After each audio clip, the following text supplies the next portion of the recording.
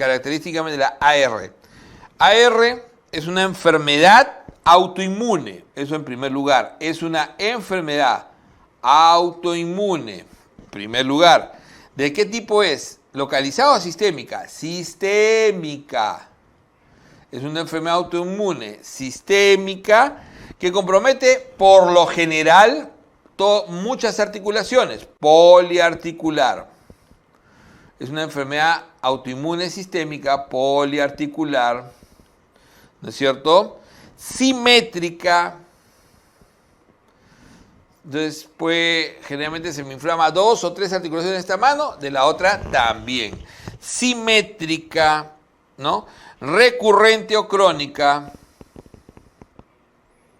Recurrente o crónica, y que va a producir sobre todo ¿qué? Una sinovitis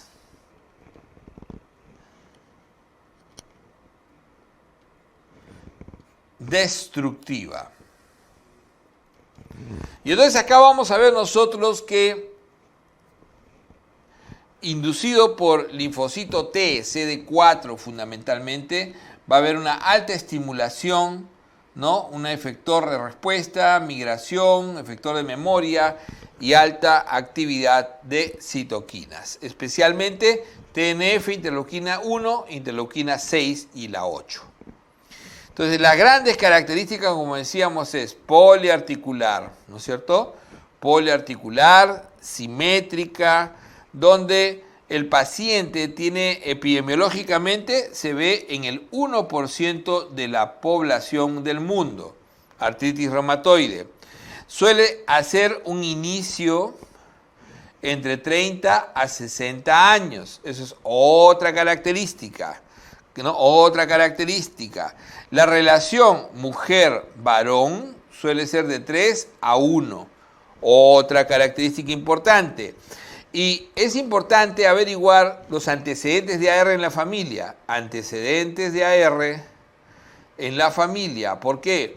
Porque alrededor de un 10% de los familiares de pacientes con AR hacen enfermedad. O sea, 10% de los pacientes que no tenían AR y que tienen ahora un familiar con AR hacen enfermedad. Siempre recordar, ¿no? Como agente etiológico nunca se ha podido definir, se habló de viriones, se habló de varias cosas, pero lo que sí está muy bien definido es que en todo este proceso de excitación de las células T, ¿no? Entonces la célula, ¿no? Los linfocitos T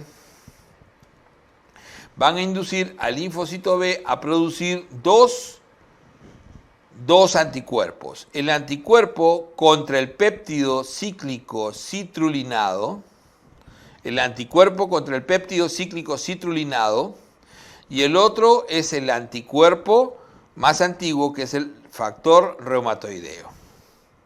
Entonces, para poder diferenciar estos dos, este linfocito B que está, ¿no? Que está fundamentalmente generando estas, nosotros vamos a dosar el anticuerpo antipéptido cíclico citrulinado, que es el más específico, 100%, y sensible regularmente.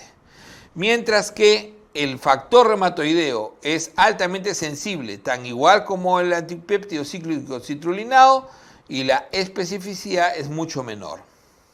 Por eso es que factor reumatoideo, miren ustedes, puedo verlo positivo en el 5 a 10% de la población general. 5 a 10% de la población general. También lo voy a ver entre el 10 al 20% de los adultos mayores, 10 al 20% de los ancianos, ¿no? De los adultos mayores. Además de eso, es muy positivo en varios diagnósticos. Aunque factor reumatoideo se asocia obviamente a esta enfermedad de lejos, pues hay que recordar que, por ejemplo, el síndrome de Sjögren tiene incluso cifras más altas. Si el factor reumatoideo, su cifra es 70 a 90% para el diagnóstico, en Sjögren llega incluso a casi 100%, 75 a 95%. La crioglobulinemia. La crioglobulinemia esencial también llega a casi 100%. Eso es lo interesante, ¿ok? Entonces, la enfermedad mixta del tejido conectivo también tiene esta característica. Pero no solamente las enfermedades reumatológicas pueden dar un factor reumatoideo positivo, por eso es que baja su especificidad. También lo puede hacer, por ejemplo, una endocarditis infecciosa con cultivo negativo. Entonces, eso es lo interesante que tiene que quedar en AR. Y entonces así tenemos nosotros que la afectación articular siempre suele ser simétrica, ¿no? Entonces vamos a tener manifestaciones típicamente simétricas. Entonces el compromiso, como vemos en la imagen, es de tipo simétrico, bilateral, ¿no? Aditiva, no es migratoria, aditiva, característicamente es aditiva, erosiva deformante,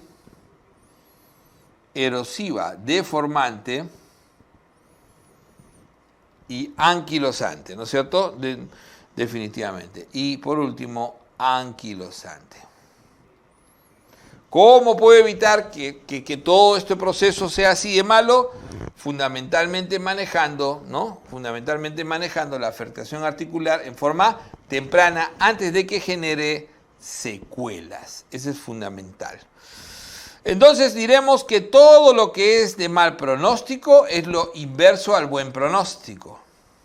Generalmente una mujer con AR, ¿qué características tiene? El AR es más de mujeres, 3-1, y por lo general, ¿no? Por lo general, el compromiso en estos pacientes, ¿no? Va a ser importante a nivel de lo que es manos, ¿no? Por eso es simétrico de manos, bilateral, y suele empezar generalmente en metacarpo falángicas, las 10 articulaciones metacarpofalángicas.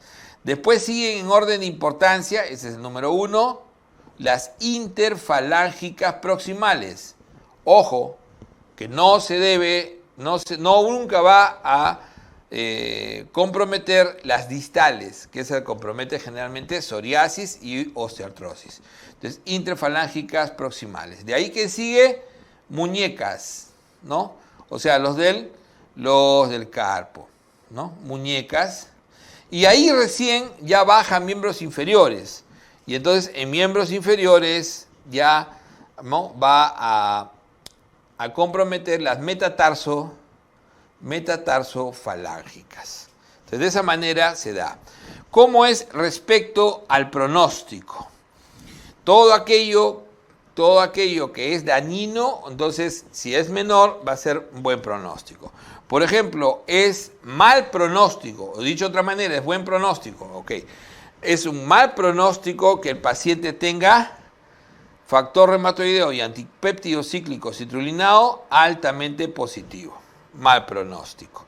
Es mal pronóstico que el paciente sea de etnia blanca. Mal pronóstico. Es mal pronóstico que el paciente inicie con artritis erosiva, o sea, que desde el inicio haga una lesión erosiva. También eso es considerado de mal pronóstico. Entonces, simétrico, anticuerpos elevados, ¿no? El hecho de que tenga artritis erosiva, ¿no? Artritis erosiva es también característico en estos pacientes para pensar en mal pronóstico. Además también es de mal pronóstico, ¿no? Cuando el paciente tiene presencia de nódulo reumatoideo. Nódulo reumatoideo. Ok. Y entonces vamos a ver la clasificación de la artritis. Si bien es cierto, vamos a hacerlo mejor en un croma para explicar, ¿no? La clasificación del 2010, que es característico. Siempre recordar, ¿no? Siempre recordar que lo primero que uno le va a dar 5 puntos. Necesitamos 6 puntos para el diagnóstico. Compromiso articular. Me puede dar hasta 5 puntos. Después vamos a ver los detalles. Pero lo típico es que me dé 5 puntos cuando tengo más de 10 articulaciones pequeñas comprometidas. Serología anormal. Me puede dar hasta 3 puntos. 2, 3, pero no hay 1 ni 0. 2, 3. 3 cuando es alto. ¿Qué significa eso? 3 veces su valor normal. Y 2 cuando simplemente está positivo. Cualquiera de los dos. Sea fiebre sea factor reumatoideo o antipéptido cíclico citrulinado. Reactante de fase aguda solamente me puede dar un puntito, cualquiera de los dos. ¿Cuál es el que se asocia más a AR? Se asocia más el PCR, la proteína C reactiva. Y la duración del síntoma, si es crónica, o sea, mayor a 6 semanas, un punto. Y si no, no es. Entonces, siempre tener en cuenta el nódulo reumatoideo, que es la manifestación extraarticular más frecuente. ¿Quién le sigue? El síndrome de Sjögren. Doctor, pero ¿no dijo alguna vez, hace unos años, que el nódulo reumatoideo no era el más frecuente, sino era la anemia? No, la anemia de enfermedad crónica que se da en el 70% de los pacientes es parte de lo que se llaman los síntomas sistémicos de enfermedad. Y los síntomas sistémicos de enfermedad incluyen fiebre, astenia, decaimiento, ¿no es cierto? Anemia, baja de peso, lo característico, y de ahí vienen lo que se llaman las manifestaciones extraarticulares. Veamos ahora, antes de pasar a hablar de manifestaciones extraarticulares, cuál es el croma. En este croma vamos al set para ver y desglosar bien la clasificación de AR. Vamos al croma.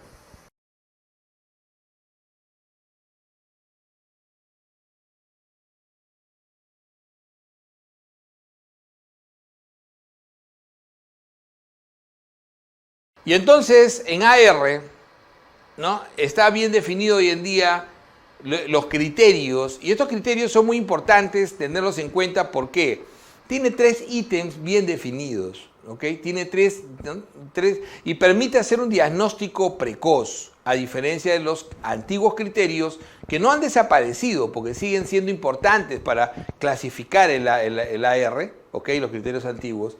Pero estos de acá son los que se utilizan ya para definir al paciente con la enfermedad. Estos criterios van en 3 ítems, ¿no? Lo que es básicamente el compromiso articular, lo que es la serología, estamos hablando de anticuerpos, ¿ok? Acuérdense que hay 2 anticuerpos asociados a AR, factor reumatoideo y antipéptido cíclico citrulinado, y los reactantes de fase aguda tienen estos 3 ítems que evaluar dentro de lo que es lo clásico, además de la duración de la enfermedad. En realidad, 4 ítems. Entonces, la duración se utiliza el mismo criterio general para todas las enfermedades reumáticas. Se dice que es agudo, menos de 6 semanas, y que es crónico, mayor o igual a 6 semanas. Entonces, ahí le gano un puntito. Tenemos que juntar 6 puntos. Cuando hacemos 5 puntos en compromiso articular, cuando es predominantemente de articulaciones pequeñas y más de 10. Eso por lo menos es lo que tienen que acordarse. De ahí van bajando, ¿no? A 4 a 10 articulaciones pequeñas, ya baja 3, 1 a 3 articulaciones pequeñas, baja 2, ¿no? 10 articulaciones grandes o más, baja 1. Entonces, de esa manera se va haciendo la puntuación. Cuando yo tengo positividad de los anticuerpos, por eso que a todos los pacientes le tengo que hacer factor reumatoideo, antipéptido cíclico citrulinado. Entonces, si triplica, va más allá de 3 veces su valor normal, estamos hablando de un alto positivo y le ponemos sus 3 puntos. Pero si solamente es positivo, pero no llega a triplicar el valor de base, entonces será 2 puntos y si no, es 0. Acuérdense que serología es anticuerpos. Los reactantes de fase aguda, recordando que acá lo que más frecuentemente se asocia a R, ¿no?, es factor proteína C reactiva. Más que velocidad de cimentación, proteína C reactiva. Recuerden, velocidad de cimentación se asocia mucho más es mucho más frecuentemente positivo en LES, mientras que PCR es mucho más frecuentemente positivo en AR. Basta que sea positivo cualquiera de los dos para que me dé el punto. Entonces, esa es la clasificación. Entonces, recuerden, compromiso articular, serología, reactante de fase aguda y tiempo. Ok.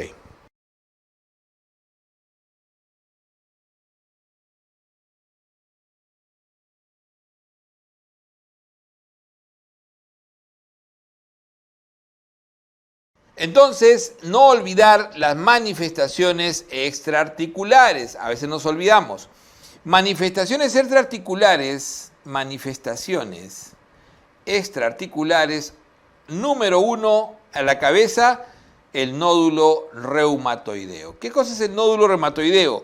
Es un tejido crónico con células multinucleadas, muy característico, que se ve en alrededor de 20 a 30% de los pacientes. Siempre se asocia a factor reumatoideo.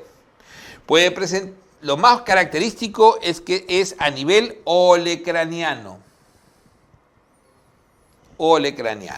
Siempre en nódulo reumatoideo hay que mencionar algo que ya mencionamos alguna vez, que tiene que ver con el síndrome de Kaplan. Recuerden que cuando el nódulo reumatoideo aparece en el pulmón en forma periférica, uno ve nódulos en periféricos, biopsia, y la biopsia te dice nódulo reumatoideo característico en pulmón, eso es síndrome de Kaplan, que es el paciente con neumoconiosis, específicamente antracosis, pero también puede ser silicosis, que hace estos nódulos pulmonares y desarrolla después artritis reumatoidea. El número 2 es el síndrome de Sjögren. El síndrome de Sjögren es característico, es muy característico. Es una enfermedad, o sea, en el punto de vista del síndrome de Sjögren, que es un proceso inflamatorio autoinmune por infiltración linfocitaria de las glándulas exocrinas, especialmente parótidas, estos pacientes lo pueden hacer en relación a AR, casi en el 50% de los casos, como vamos a ver en la próxima clase. O sea, el 50% de los Sjögren están asociados a AR y un 50% no. Entonces, el síndrome de Sjögren, que no está asociado a AR, es el primario. Y este sería el Sjögren secundario, que lo característico es que dé el síndrome Zika, ¿no? O sea, el síndrome seco, ¿ok? Seco, ojo seco, piel seca y xeroftalmia. Definitivamente en el ojo hay manifestaciones importantes. La conjuntivitis, Zika es una de las más características y se asocia a Sjögren. Generalmente lo precede, pero lo más clásico y lo que más se asocia a pensar en AR fundamentalmente es siempre recordar en estos pacientes el hecho de hacer epiescleritis y escleritis. Escleritis y epiescleritis. Y esto no es tan frecuente, pero sí es más específico en estos pacientes. Entonces, la queratoconjuntivitis Zika, en realidad se suele llamar queratoconjuntivitis Zika, es quizás lo más frecuente, pero lo más característico es la escleritis y la epiescleritis. En los pacientes muy crónicos, en el 1% se puede presentar lo que se llama el síndrome de ¿quién? De Felty. El síndrome de Felty tiene que ver con el paciente con AR que va a desarrollar, un paciente AR crónico que desarrolla esplenomegalia y adicionalmente a eso desarrolla neutropenia.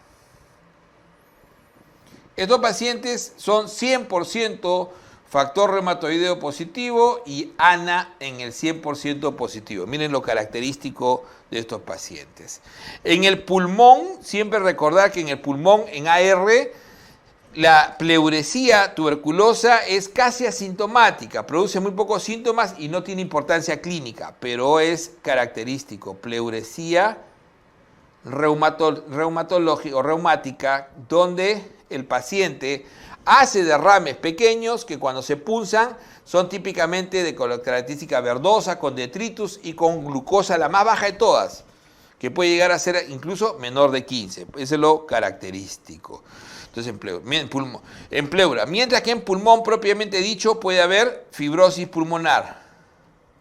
Generalmente la fibrosis que se asocia a R muchas veces puede preceder al ataque articular. Es la única manifestación extraarticular que puede preceder el ataque articular.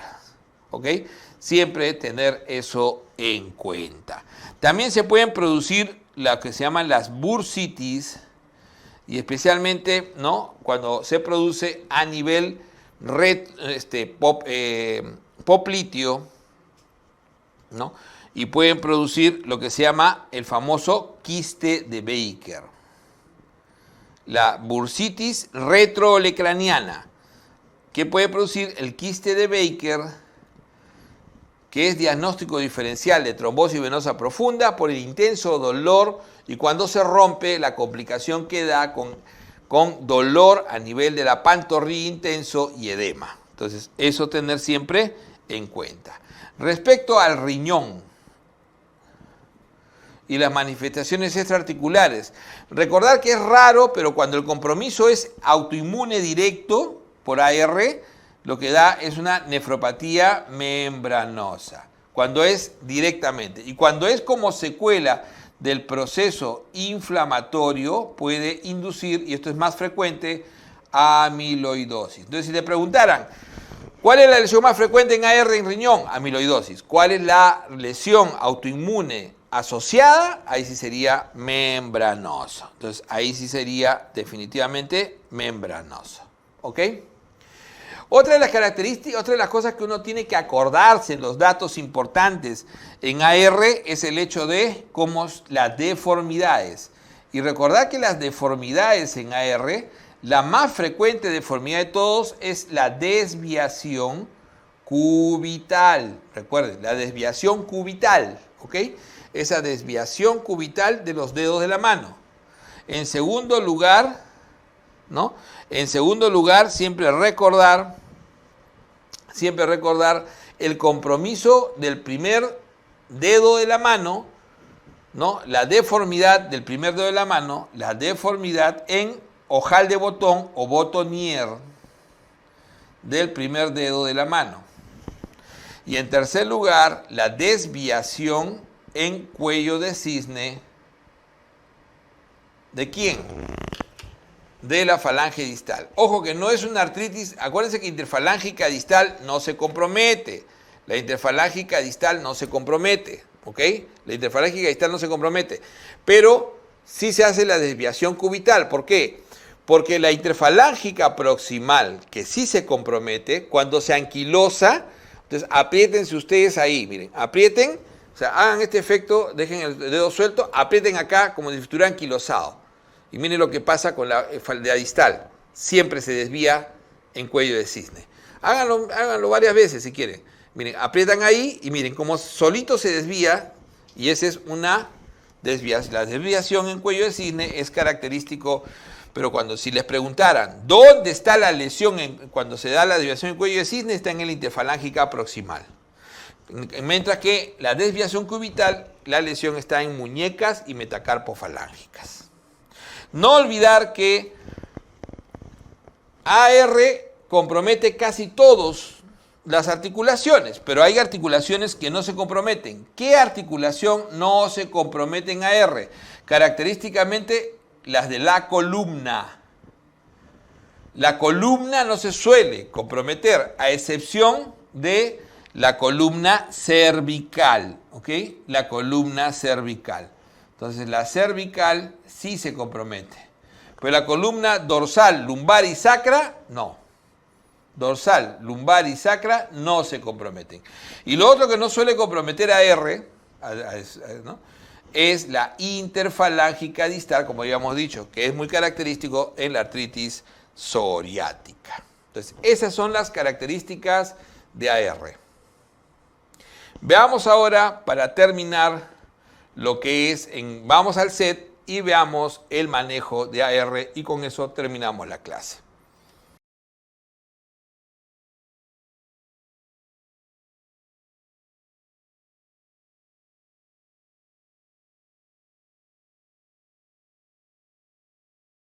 Muy bien, y acá es que ya vamos a culminar este día de clase viendo el tratamiento. Ya hemos hablado, pero vamos a dejar claro cómo es el esquema de tratamiento de AR. Siempre recordando que AR es clásico el dolor que calma con el ejercicio. Por lo tanto, la terapia ocupacional y ejercicio es la primera etapa del tratamiento siempre. Siempre es lo que primero alivia que el paciente esté en actividad. Pero vamos a darle, ¿no?, los modificadores de enfermedad, o sea, quieran llamarlo ustedes DARME o FARME, asociados siempre en paralelo a la antiinflamación. Porque el paciente tiene dolor. Entonces, paralelo se le va a dar. Vamos con la antiinflamación, que generalmente el AINE de elección es la aspirina. Miren ustedes, ¿ah? No se usa Coxif porque el riesgo cardiovascular de los pacientes con AR es alto. Y hasta el día de hoy se sigue considerando de alto riesgo dar Coxif. Entonces, por eso que en los estudios el AINE más efectivo sigue siendo la aspirina, aunque hoy en día se utiliza fundamentalmente naproxeno. Pero lo que más se utiliza para antiinflamar a los pacientes con AR, especialmente los que tienen cuadro florido clásico, que acuérdense, la artritis de manos, es prednisona en dosis bajas entre 10 y 20 miligramos. Paralelo se inicia el metrotexate, que es el de elección. Doctor, ¿cuándo escojo yo metrotexate biológico? Siempre debes escoger metrotexate en tu respuesta, salvo que la pregunta te diga cuál es la terapia biológica o un paciente con severa enfermedad muy deformante desde el inicio y agresiva. Ahí sí tiene indicación de uso de biológico inicial junto con el FARME. O sea, no separaba, se da junto con el FARME. El FARME de elección siempre va a ser metrotexate. Siempre el metrotexato, ¿ok? El metrotexato que hay que tener en cuenta, evaluar, como habíamos dicho, su función hepática, el hemograma y la radiografía de tórax por los efectos adversos. Junto con su ácido fólico, se da el metrotexate por 6 meses en dosis progresivas.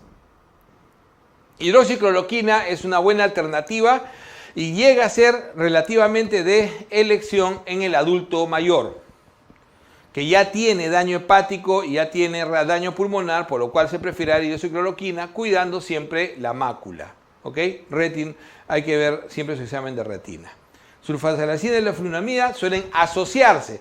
Cuando un paciente que empieza con metrotexate y no está teniendo buena antiinflamación, a veces se le puede agregar alguna de estas dos drogas. En esos 6 meses que uno trata de apagar el incendio. Cuando fracasa esos 6 meses o el paciente tiene, por eso la flecha directa, una actividad muy intensa de enfermedad y destructiva, entonces amerita darle terapia biológica con anti-TNF a la cabeza, el etanercept o el infliximab, como vamos a ver, directamente para calmar la actividad de estos, del TNF, y que es muy intensa a veces. Además de eso, dentro de los anti-TNF se usa mucho hoy en día la adalimumab, golimumab y el certolizumab. ¿Ok? El tocilizumab, que en tanto se ha escuchado en esta época del COVID, es un anti-interleuquina 6 que en estos pacientes, cuando se hace el dosaje y se ve que hay mucha actividad, también está indicado iniciar tocilizumab. Estos pacientes con AR, ya habíamos dicho, siempre es bueno hacerle un estudio, especialmente cuando hay alteraciones del hemograma, evaluar la citometría de flujo, y si tiene un CD20 actividad muy alta, se recomienda dar rituximab, que también es un medicamento que se utiliza en forma específica. Alta actividad de interleuquina 1 en pacientes que están caquécticos, muy febriles, anakinra como tratamiento. Entonces, como ven ustedes, en todo tratamiento de estos, sea el FARME general, o sea, FARME no específico, como el metrotexato de elección, o sea, el FARME o biológico específico, siempre previo a ello hay que hacer pruebas de descarte de hepatitis B y C y de actividad de tuberculosis, porque se pueden encender con esos tratamientos. Entonces, este es el manejo fundamental. Siempre recuerden AR, no se confundan metrotexate de elección y los biológicos, generalmente los que se usan primero, los anti-TNF, cuando el paciente fracasa acá o cuando el paciente tiene mucha actividad de enfermedad y destructiva. Ok, aquí nos vamos a quedar.